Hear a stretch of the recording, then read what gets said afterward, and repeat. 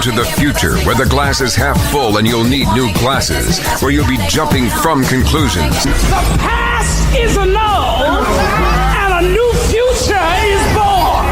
Never before in history has so much meant so little to so many. AD on the radio. I've freaking had it. I've had it.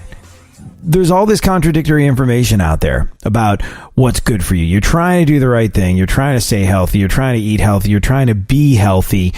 You're trying to do all the right stuff that gives your body the best shot it could possibly have at living a long, happy, healthy, fruitful, productive life. And then you find out all the stuff that you're doing is apparently going to kill you.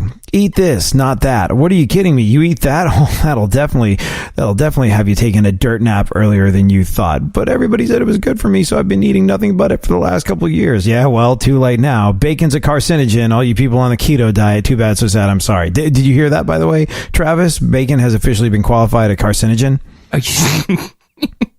No, but I know exactly what you're talking about. Not about the bacon, but you literally, if you go to any news website, you will go back and forth between, the top story, bacon will kill you. And then the story right underneath it, eating bacon could save your life. Yeah.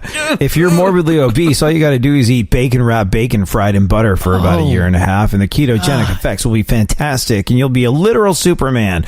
Or, it comes down to when you go to the gym, you need to do lots of high intensity cardio. No, what you need to do, because all the high intensity cardio will burn right through your muscles, you need to do low intensity steady state cardio. Oh, you need to lift heavy weights a few times. No, you need to lift light weights lots and lots of times. Forget it, I say, forget it. All that stuff's more difficult enough. But there's one thing that I thought I knew how to do. One thing that I thought I had mastered. One thing that I knew I was good at from an early age, and that was cleaning myself. I knew how to shower, but apparently we're showering wrong. We're all showering wrong. How on earth could we be showering wrong?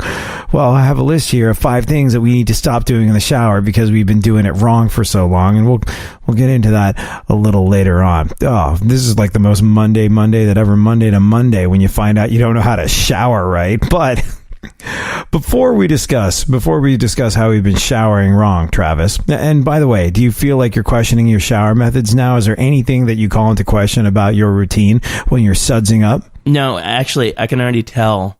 And I wish so much that you had told me that you were going to talk about this. I haven't seen the story, but I know it's just going to make me mad because, oh my God, I am one of those people. I love the shower. Like, it is a religious experience to me. Really? To be in the, oh my God, I shower at least 2 to 3 times a day. And 3? What are you fitting in 3 freaking showers? That's what's hard, is fitting them all in. But I'm not even joking. Like, I live on a sailboat, and I do have a shower on board my sailboat. However, there are around in the marina that I'm in. I'm going to go out on a limb and guess that if you live on a houseboat, like if you live on a sailboat, your water pressure is probably not the greatest, right? Well, it is, though. It is, because, while you're at the dock, you would have pressure water.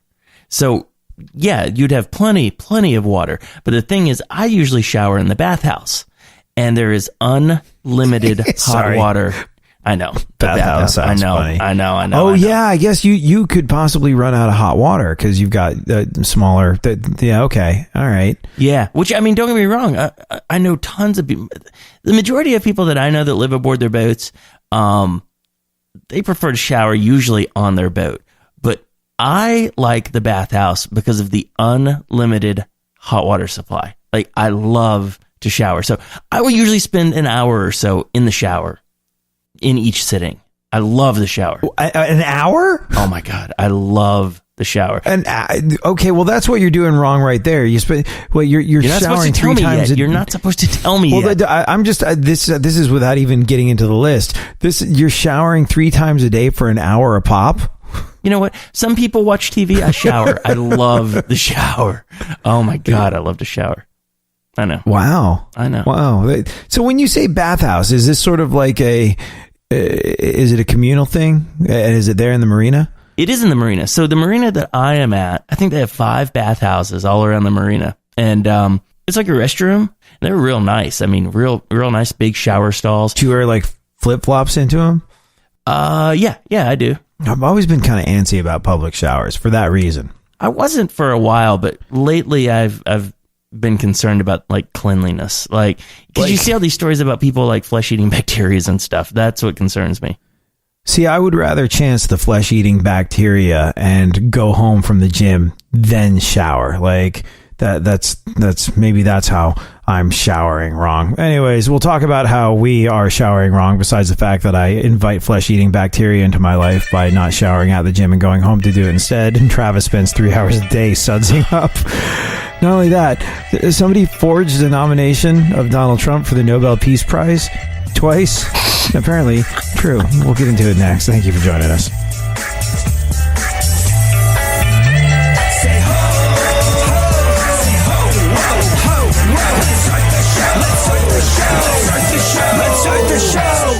Real radio. 104.1.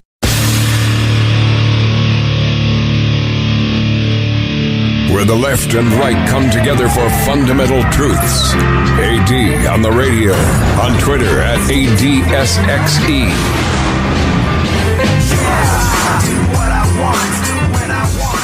So apparently we've been showering wrong. Like I said, this is frustrating. This is a very Monday piece of news because there's so much contradictory health information out there about what the right things are to do to live a long, healthy, happy life, how to give your body the things it needs to sustain and thrive and all of the above. And you would love to think that you could at least shower correctly, like you've been doing that, right? No, apparently we've been wrong. We'll discuss the 5 ways in which we've been showering wrong a little later on in the show. You know, besides the fact that I wait, I go home from the gym, then shower, and Travis likes to shower 3 times a day for an hour a pop. Don't you get like all pruned up? Well, I mean, in each sitting, yeah. Once I get to the point where I'm like beyond pruny, like the shower's over. Like, but like, oh my God, I can't believe you leave the gym and then, but see, I don't know. The gym that I go to is like super nice. Like, I see that shower and I'm like, even when I'm just exhausted and I'm like, I really have somewhere to be, like, God, that shower's nice. I suppose, preface this by saying the gym I go to is a 5-minute walk from like my home. So it's kind of inside the complex where I live. And then the other place I live, you get in the elevator and you go down to the gym. It's, you know, there are showers there and, you know, but I just, you know, I'd rather just walk home rather than risk putting my feet where other people have had their disgusting feet. That's not a thing for me. If I had like a long car drive home after the gym, well, if that was the case, I would never, ever go to the gym. So that would be a non-issue. But if I was faced with a choice of being sweaty and riding in a car for an extended period of time versus just walking home and jumping in the shower, I might rethink that whole thing. Even if it does sound initially disgusting, it's probably not as bad as you think it is. But before we get into all the ways in which we've been showering wrong, apparently, let's you and I talk about the fact that Donald Trump, somebody forged a nomination for Trump for the Nobel Prize, not once but twice. Illuminate us, please, Travis. What? How? What? Huh? Well, that's the interesting thing about it is that they didn't really come out last year when this happened about saying that it had been forged. But they did file a police report and it was investigated. Now it's happened again and they've referred it to Oslo police again for investigation. And the FBI is working on this as well. This is just insane. And the funny thing about it is so many people qualify as nominators for the Nobel Prize. Let me see. There was it said in the, okay, here it is in the article. Heads of state, lawmakers, cabinet ministers of countries around the world, members of the International Court of Justice and the Permanent Court of Arbitration, members of the Institute of International Law, university professors. I mean, just hundreds of people. Like 350 candidates, right? Yeah. 329 candidates are being considered. And Trump's name was apparently forged for the second time. Yeah. A forged nomination? Yeah. I wonder if it's Russian collusion. Oh, God, I didn't even think about this. Oh, my gosh. Funkhauser and I were talking about this the other day. The usage of the word collusion. I think everyone's using it. I don't think anyone's using it correctly. Like I feel a lot like that episode, that movie, Princess Bride. You know, you keep using that word. I don't think it means what you think it means. I'll be happy when this whole deal's over with. There's 350 or so candidates considered for the Nobel Prize, and so why do we care? What, like, it's a bunch of Norwegians get together and decide who's done stuff better than other people. Like, at what point did we start buying into the idea that the Nobel Committee was in any way, shape, or form an authority on this stuff? Maybe I'm sounding like a complete dunderheaded, cloth-headed moron on this one, but it's like the Oscars and the Hollywood Foreign Press or the Grammys. Like, I remember somebody told me to get on the Grammy committee because they wanted to win Grammys. Like, this is back in the day when I was in a band, and I don't know if I'm still eligible, but they're like, hey, just fill this out and you can be somebody that votes for Grammys. I was like, great. Huh? It's just schlubs like me and their opinions. They're like, well, yeah. And for other things, it's not even schlubs like me. It's completely out of touch people that have no idea what's going on in a boardroom somewhere that don't, you know, it's why Jethro Tull won that Grammy for Best New Metal Band or something like that. These institutions are supposed to have such great weight and significance, and who cares? One of the guys on the Nobel Committee made the comment. He said, "We verify all nominations, at least the ones with a shadow of doubt." Oh, so what a slap in the face. Are you saying that when it's so funny, because I don't know if you remember, but when Obama won the Nobel Peace Prize in his first year in office, while we were engaged in war in Afghanistan and Iraq. It's just one of those things. And I was like, you know what's great? Drone strikes. Exactly. Give that man a peace prize. Oh my God, it's such a joke. I have no respect for any of these. I consider it, just like you said, another award ceremony is all it is. Yeah. I don't. Do you get money? Like, is that a thing? Like, it really is just sort of like, it's one of those things that's so old and so crusty, that's been around for so freaking long that nobody really knows what it is and nobody questions it, but they go, oh yeah, oh, you won a Nobel Prize. Well, that's awesome. What?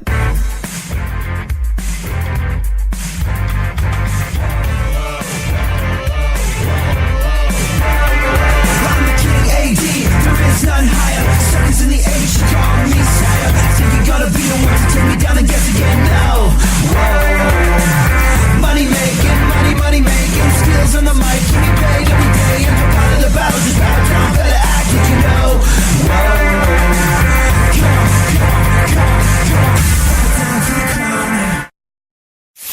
Whoa. For more stimulation and less irritation, 9 out of 10 doctors choose KPRC AM 950, Houston's more stimulating talk radio. Don't get the blues, get all the news. We mean all of you guys out there in Radioland. All aboard! He's back. AD on the radio. Give it up, yeah. Give it up, yeah. Bring this on, come on. So as it turns out, there is some real cash associated with the Nobel Prizes. Like, you could, what is it? It's over $1 million. It's $1,110,000. That's how much you win if you win a prize from the Nobel Foundation. And this is where it gets a little squirrely. The Nobel Peace Prize, Peace Prize is the one that seems to be, I think, perhaps the least merit-based of all the prizes. Like, all the other prizes, chemistry, literature, physics, physiology, medicine, all this stuff, you know, you have to have achieved something concrete and tangible in order to win them. But, you know, the Peace Prize is a little bit more vague. There's not necessarily, you know, at what point did Barack Obama win his Nobel Peace Prize? Had he stopped any of the numerous wars that America was involved in at the time? I don't think so. Not really. Yeah. So, I mean, so like you see, it's a little bit more vague and less intentional and less merit-based and less concrete what the Nobel Peace Prize itself is based on. But what people are freaking out about is that when they say Donald Trump has a forged nomination, basically somebody impersonated the identity of a qualified nominator. And it was the same person responsible for both fake nominations. So there you go. Do you think Donald Trump is trying to get himself nominated for a Nobel Peace Prize? Do you think that's the thing for him?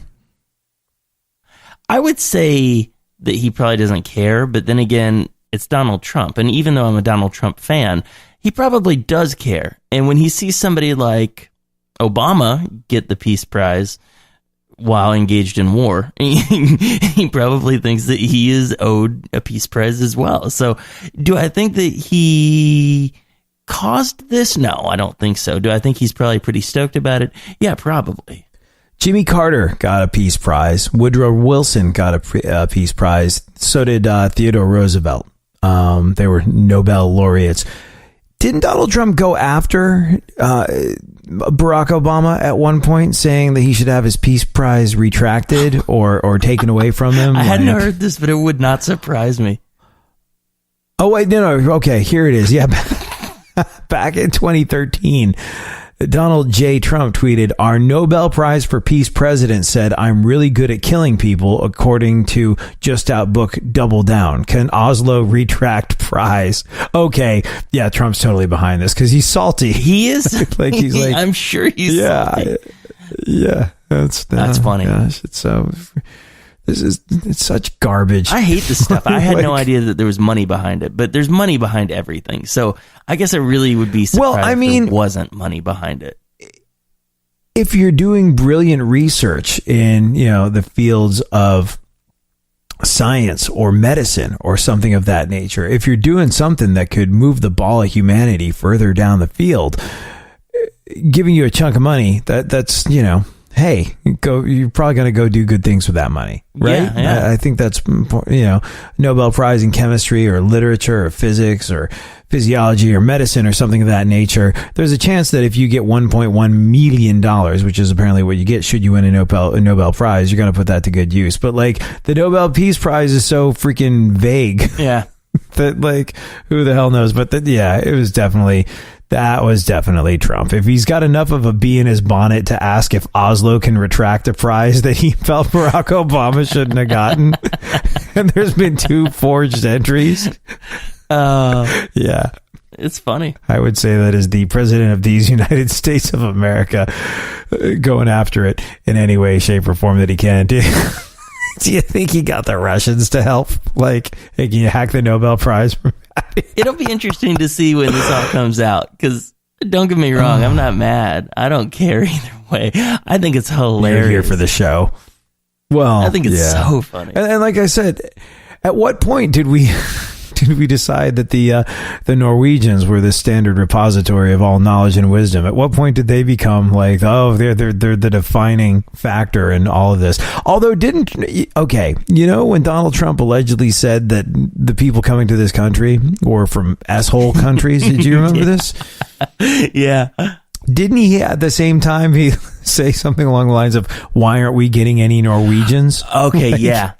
He complained about the lack of Norwegian immigrants. So maybe he's just really enamored of Norwegians. No. Really. You know how Trump is. And he had, if I remember right, he had just come back from Norway.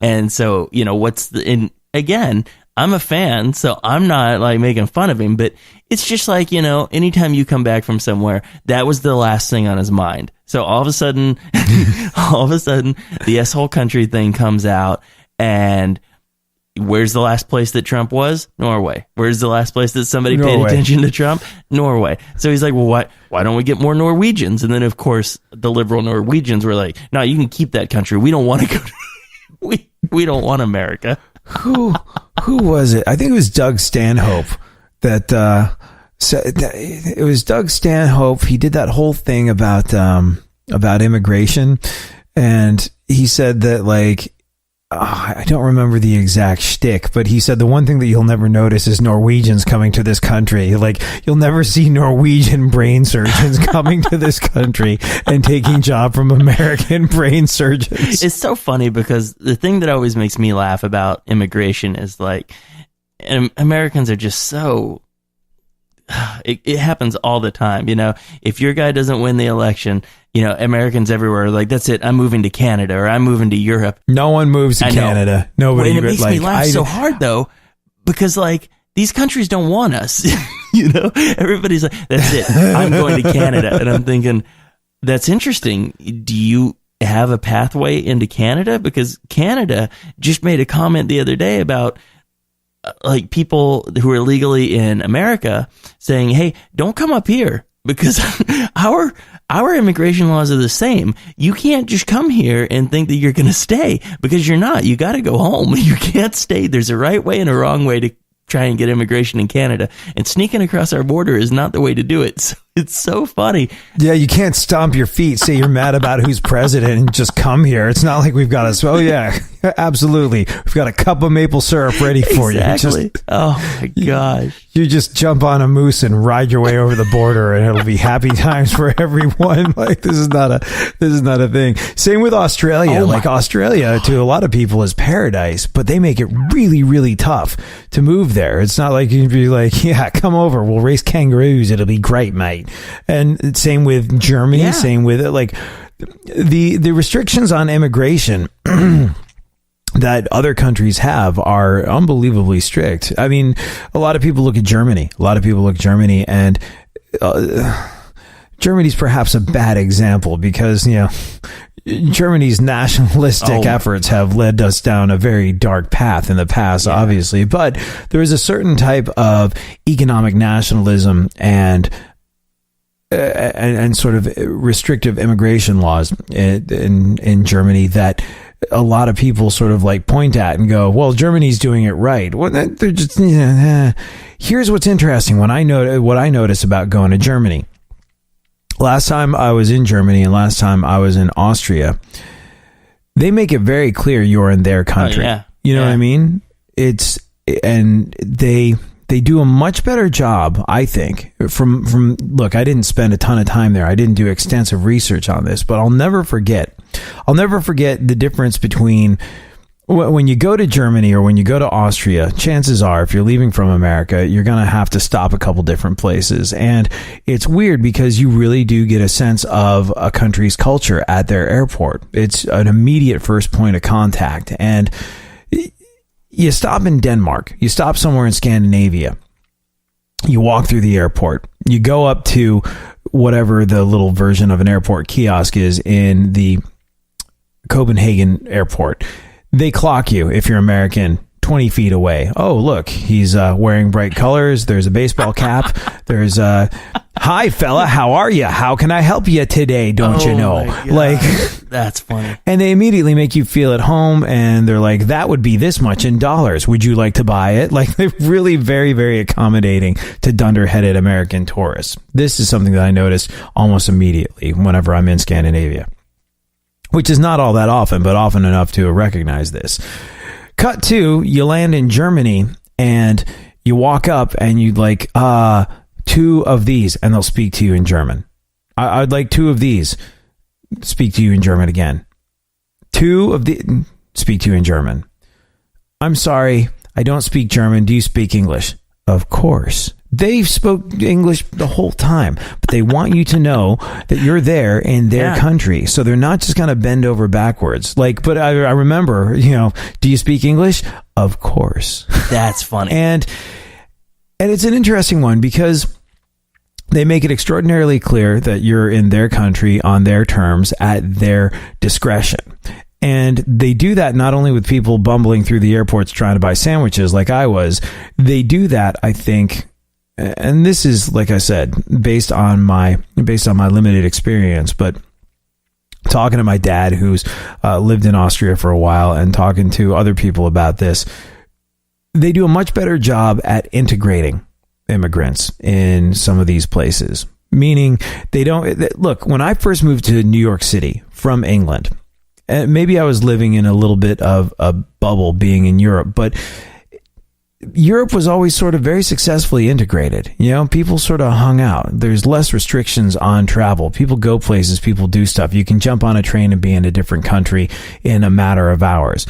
People are a little bit more connected. People are a little less separated. And I thought, going to New York City, where I was from originally, I thought I would see more of the same. And I could not have been more disappointed at the lack of integration in New York. It's supposed to be the big American melting pot. And I noticed that the Italian kids hung out with the Italian kids. The Jewish kids hung out with the Jewish kids. Same with the black kids. Same with the Puerto Rican and Dominican kids. Like, it was a very, very separated bunch of people that I discovered when I went to New York.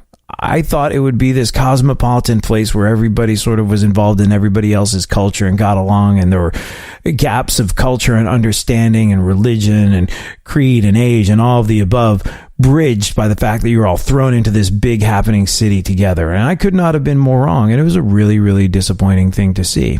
And maybe that harkens back to the days of immigration where they went, okay, you're Polish, you're going to the Polish neighborhood. You're Irish, you're going to the Irish neighborhood. Germans, you're over there, and so on and so on and so on. But I did notice when I was in Germany last that, you know, they don't do any of that. They go, you're here in Germany. This is how we do things. This is the language that we speak. These are our customs. You're here at our discretion, at our pleasure, and you will be adhering to these things. And we are going to integrate you successfully into our society. Now, you talk to a lot of Germans. There's a lot of folks that don't feel that way. But it is a stark contrast to how things are in America, where it's strange. It's almost like the form of nationalism that you discover over there winds up being it sounds very sort of callous on the surface of things, but it almost winds up being a kindler, gentler thing because it winds up integrating people more successfully into a society. Does that make sense, or am I talking out my ass? No, it makes perfect sense. I mean, it's one of those things that, you know, I always try and express to people that just because something works in Europe doesn't mean that it would work in America. Just because America is so different. And not to say that that wouldn't work, but the fact that that does work in parts of Europe makes me think that potentially we've been doing it wrong in that sense. Like the whole concept of not having a national language, you know, trying to cater to every single person and make everything so comfortable for them, as opposed to, welcome to America. This is America. You're here in America now, and this is what we do in America, as opposed to, we don't want to offend anybody. Yeah. It's almost unfair to people coming here to not give them the tools that they need to get along. Yeah. You know what I mean? Yeah. Like this is the reality of the situation. Look, it's an open-ended conversation. Going back to Donald Trump and the Scandinavians, though, why does he care so much about what Norwegians think? And do you remember for a while he was insisting that he was of Swedish descent, and everyone was like, no, you're not. No, I didn't. He was like, I'm totally Swedish. Where's my meatballs? KFC doesn't make them. Oh, darn.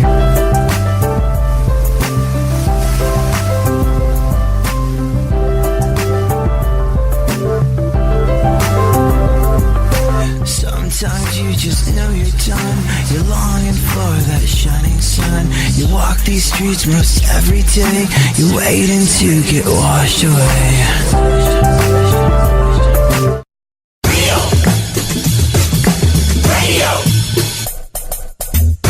Radio 104.1.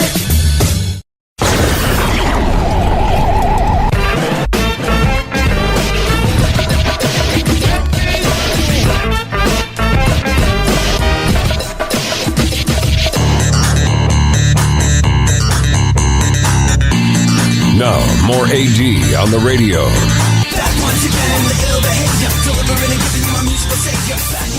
There is something with Trump in Scandinavia, though. Like, I don't know if it's tied in with the whole fake entry or fake nomination for the Nobel Peace Prize, that he was so upset that Obama won. He said, like, can Oslo retract? There's that tweet. Oh, my God. Barack Obama said this, can Oslo retract his Peace Prize? And then he said that thing, like when he talked about the S-hole countries, he was like, how come we're not sending Norwegians over here? And you say that it was because he'd recently been in Norway. People had recently paid him attention in Norway. And so that was right there in front of him. Similar to the way he went to France and they had a military parade. And he was like, oh, that's pretty cool. We definitely need one of those. That's tax dollars well spent. Of course, it has to be bigger and more badass than the French military parade. But be that as it may, there is sort of like a Trump obsession with Scandinavia. And Did you see this thing where like the Trump family kind of faked a Scandinavian heritage? Do you remember this? Like it all blew up a few years back because he was accusing Elizabeth Warren of faking her. Pocahontas is what people called her, I think. Oh my gosh. As in not really like faux food for the tofu intolerant. She was Pocahontas because allegedly she lied about her heritage to advance her career. That's what Donald Trump said. And people went, hold on a second there, bucko. Pot, kettle, black, glass houses, stones. You're totally German. And, you said you were Swedish. And this had to do with after World War II, it wasn't like that hot of an idea to be German. Yeah. So Donald Trump's father claimed that their family was Swedish and hid his German heritage. And this is, look, there's going to be people that rush to Wikipedia to correct me and Donald Trump fans. I'm just telling you the back and forth. I'm just fascinated more by the Trump Scandinavian fascination. There was this idea that Donald Trump's father falsely claimed their family was Swedish, hiding their German heritage to avoid any problems selling apartments to Jewish customers in New York. Oh my God. Now, wow. Allegedly they were German, and in 1987 that book Art of the Deal came out, right? Yeah. And in that Donald Trump wrote that his grandfather came to the U.S. from Sweden. Well, that was not the case. Yeah. So there is a vague Trump Scandinavian obsession. Like I said, perhaps he really enjoys the meatballs. Oh my gosh. That's just funny. Then there's that shockingly large amount of IKEA furniture in the Oval Office. You're full of it. There's no... there's not. There are no scorgs in the Oval Office. Oh, thank God. So, because we tackle big and important issues around here, we're going to discuss how we know that you've been showering wrong a little later on. Like, it's frustrating stuff, as I was saying before. There's all this contradictory information out there about health, about what you should eat, about exercise, how much you should exercise, what sort of exercise you should do. Should you lift heavy weight? Should you lift lightweight? Should you be on the keto diet? Should you be eating all carbs all the time? And you'd like to think that the one thing that you knew how to do at this stage in the game, at this stage in your life and career, you knew how to wash yourself. No. Apparently, we've all been showering wrong, which I find to be deeply disappointing. Nevertheless, we'll discuss how to shower properly and what we should stop doing in the shower a little later on. Right now, though, Travis, perhaps we should do a little bit of news. Perhaps. The 90th Academy Awards were last night. Big winner? Anyone like me who decided instead to watch reruns of Seinfeld. Are you into... I just can't get into any of these award shows. It's giant show business orgies of self-congratulation. God, I hate them so much. I'm not an awards kind of guy. Like, I didn't want to go to my graduation in high school, and I was forced to. If I went to college, I would not go to my graduation. I'm not an award, and I get it. That's not necessarily an awards thing, but I'm just not an awards kind of guy. I don't like any of the award shows. 90th anniversary for the Oscars. Appropriate, because apparently, according to people who watch it, it felt like it lasted 90 years. Go on. Blade Runner 2049 won for the best visual effects. Have you seen that?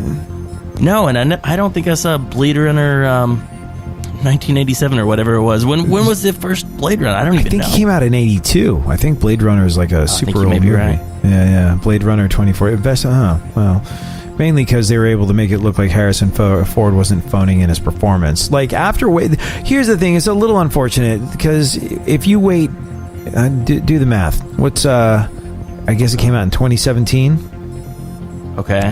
How many years is that? 35? That's complex math is not my thing. When you wait 35 years between movies, there's absolutely no way it's going to live up to the hype. I mean, the first thing was a classic. People loved it. People have idolized it. People have put that movie up on a pedestal for years and years and years. So there's no way you can please people with a sequel 35 years later. It's never gonna be a thing, although a lot of people do feel like Harrison Ford at this stage in the game is kind of going through the motions. He's doing this thing where he's very definitely sunsetting, where he's like, I'm going to do one more movie as Han Solo. I'm going to do one more movie as Blade Runner guy. I'm going to do one more movie as Indiana Jones, and then I'm out. So, yeah, there you go. So it was a sequel. It was not a remake. It was a sequel. Is that correct? Oh, yeah, no, it was a sequel. Yeah. What else? Icarus, the documentary about Russian doping scandal, won the Oscar for Best Documentary. Huh. Ironically, I believe the award will later be taken away after the winners failed a test for movie-making enhancing drugs.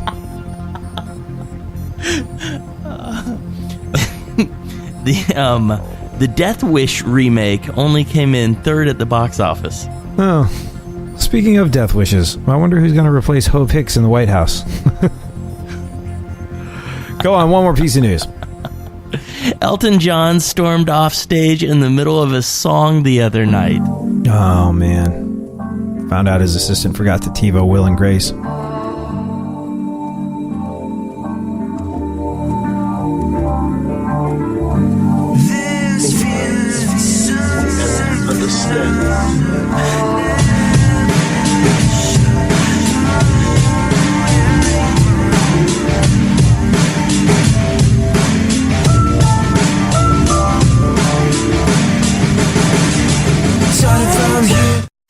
Leave the stimulation to the professionals. Everyone is so smart.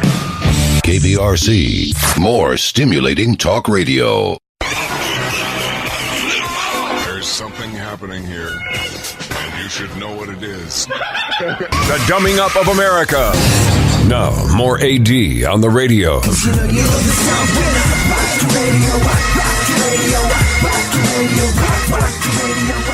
So we'll talk about how we've all apparently been showering wrong a little later on in the show, and we'll get to what remains of the news. You know what I like about Jimmy Kimmel? Is there something you like about Jimmy Kimmel?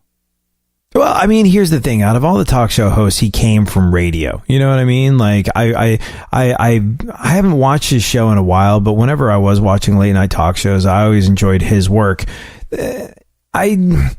I'm not such a fan of the political stuff he's been delving into of late. Like, and here's the thing. It's not because I would deny him his right to say what's on his mind and he's got a platform and all the above. It's just like, yeah, yeah. Oh, of course. I mean, and which is, look, here's the thing.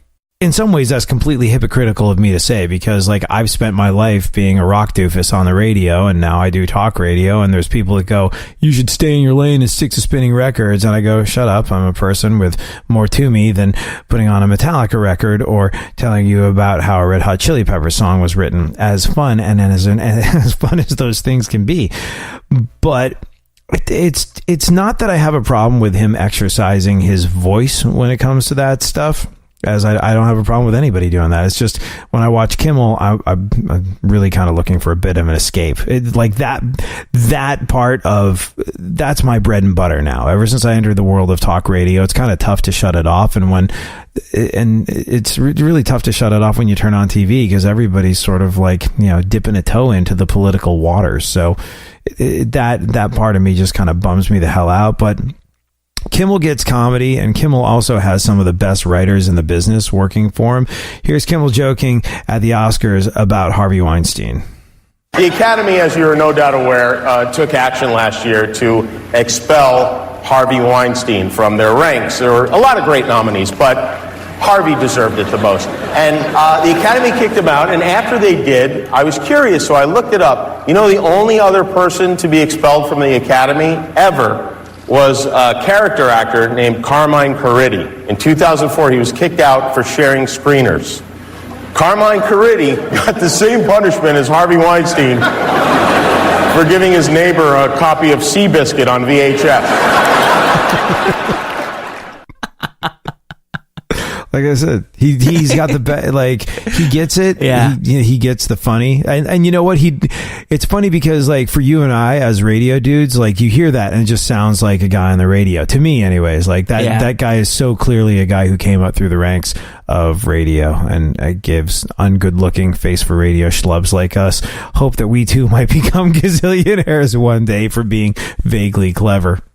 I hate late night talk. I hate it so much. Really? Oh my God. Man, I was devastated with Letterman. I went off the air. That was tough. So that's the deal. That's what I was going to say. Letterman was the only one that I could stomach, and I actually thought he was ingenious. But the second that a guest came on, I was done. Like, I don't want to see him talk to some actor. I mean, it's just, and I get it, I'm in the wrong business, being that's kind of what we deal with in a sense, but I don't know, I have no interest in seeing any of these guys interview these famous people and lie to them and pretend like they've seen the movie that they haven't seen or that they've read the book that they haven't read and laugh at every joke that they make. Letterman was great. Kimmel, I can stomach until he gets the guest on there. People like Fallon, I just can't even, I would literally rather eat my own vomit than watch that show. I can't. Wow. I can't. I know. I just don't find him funny. I think he seems so fake.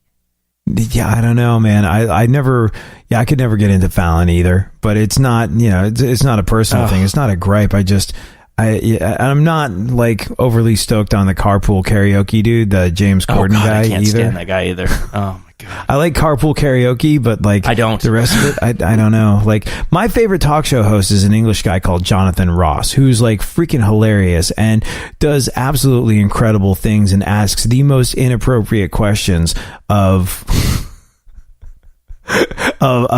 like he had Tom Cruise on once. Do you know Jonathan Ross?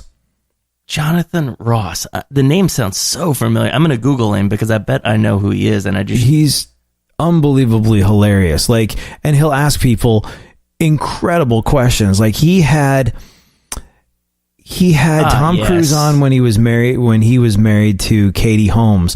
And he said, when you're in bed with Katie Holmes, he was like, yeah, he was like, say you fart in bed. And Tom Cruise is losing it. He's like, do you waft the blankets? Like, he's like, or do you like, do you pull him up over her head so it's Mission Impossible lockdown? Oh my God. And yes, he's a guy looking at like, the pictures of him, I know exactly who he is. Yeah, and I think a lot of Americans just don't know what to make of him, and because he says these things with an English accent, they're disarmed to the point where they're like totally okay with it, and it doesn't bother him. But he can absolutely get away with asking Tom Cruise if he gives his significant other a Dutch oven when he farts in bed. Now, do you know anything about that Graham Norton guy? Is he? Yeah, he's pretty funny too. Like he does bits. He's all right. I prefer Jonathan Ross, but again, like what's incredible about these shows is you see the English talk shows and it's all straight up A-list after A-list. It's like the biggest stars in the world, and then they keep them all on the couch together, and then they have them do sort of like hilarious stuff. Like Graham Norton had Seth. What's the creator of Family Guy called? Help me out here. Is it Seth MacFarlane? Yes. I don't know why I drew a blank right when you put me on the spot. Yes, Seth MacFarlane. Yes. So he had him on, and he had him do Family Guy voices, and I think he had him sing True Colors as Peter Griffin with Cyndi Lauper next to him.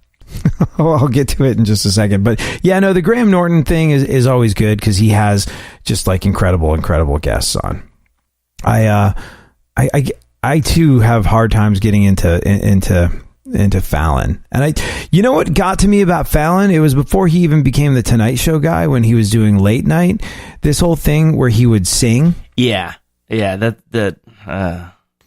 He would have like really big singers on. Like he'd have Pearl Jam on. He's like, I'm going to sing with Pearl Jam. I was like, Eddie Vedder's got one of the greatest voices in all of rock. And you know who doesn't? You. And I would just like, but he would get up and sing with everyone. I was just like, I wish he wouldn't do that. Maybe that's just me being bitchy. Here, check this out. Seal, you bastard! I guess maybe Stewie would sing Time After Time. Okay, apparently I've got to give you a special singing microphone. So he's going to sing Time After Time with Cyndi Lauper next to him as Peter Griffin. I do wish I had the bouncing ball. Oh, wow. That's the second verse. Sometimes you picture me, I'm walking too far ahead. You're calling to me, I can't hear what you have said. Then you say, go slow. Behind the second hand unwinds. If you're lost, you can look and you will find me.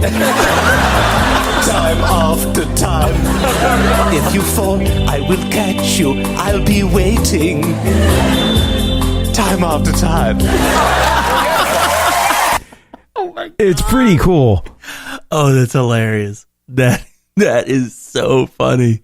I know we should do something on the show besides listen to Seth MacFarlane sing Cyndi Lauper songs to her as Family Guy characters, but okay. No, we shouldn't. All right, okay, it says Peter Griffin in parentheses, so I'm Okay. Okay. Oh, this is going to be beautiful.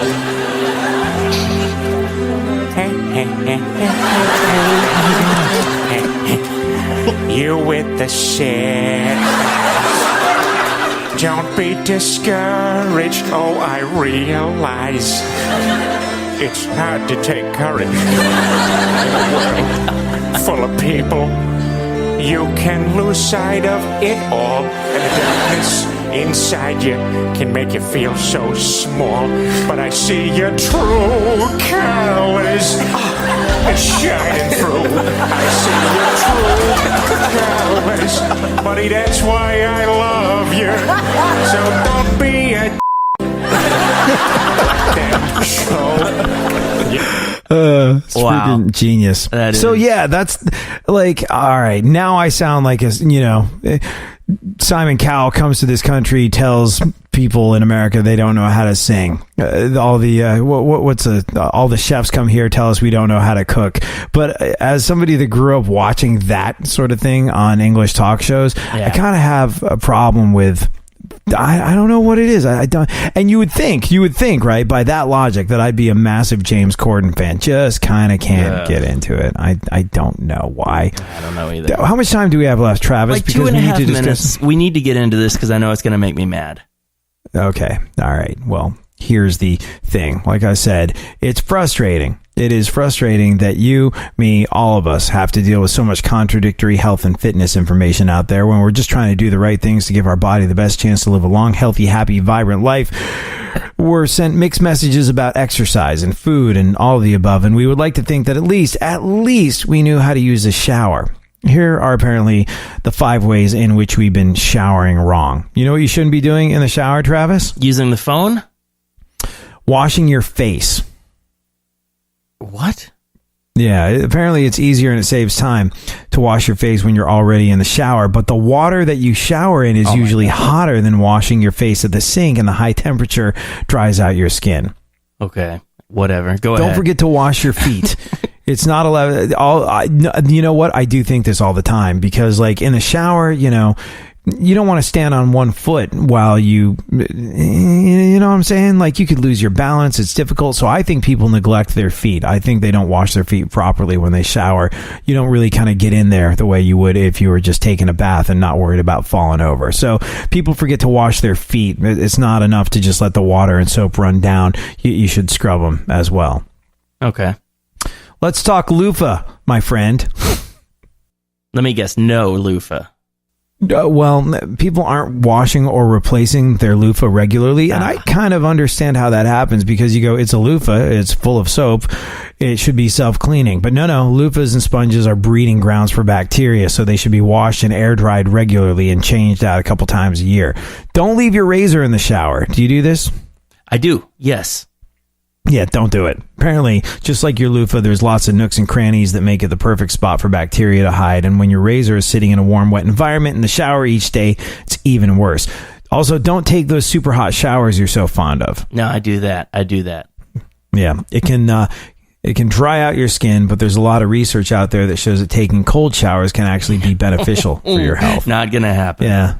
Even a quick blast of cold water can potentially improve your immune function and increase your metabolism. Last time I got my hair cut, they rinsed my hair in cold water. They're like, "Oh, it's much better for the follicles. Whenever you should wash in warm, but rinse in cold." And again, I was like, "Yeah, that's never gonna happen."